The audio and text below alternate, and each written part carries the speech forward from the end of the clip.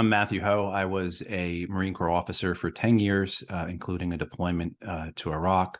I was also on State Department teams via the U.S. embassies in both Iraq and Afghanistan.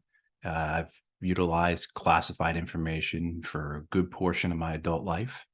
This idea that somehow WikiLeaks, particularly the Iraq war logs, fundamentally undermined U.S. security or put lives at risk is belied by the various research and reports and studies and investigations that the U.S. government did.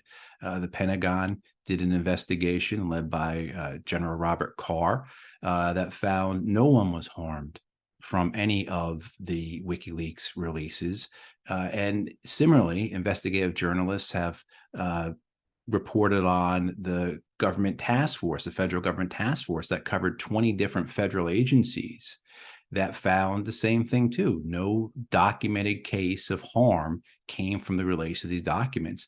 They will oftentimes say things like, it may have caused harm, but there's always that qualifier in there.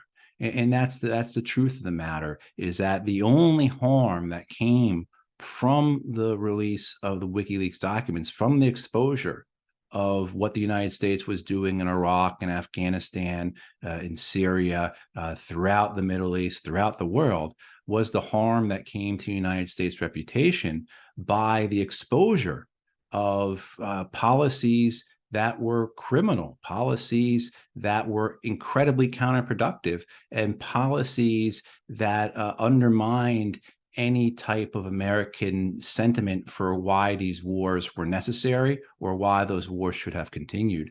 So the idea that the WikiLeaks exposures put Americans in harm's way, or they put our allies in harm's way, is undone by the very information that the U.S. government, including the Pentagon, presented. And this was presented at Chelsea Manning's trial, as well as at Julian Assange's extradition trials in Britain. So in both American and in British courts, the U.S. government has admitted that there was no harm, no one came to harm from the WikiLeaks releases.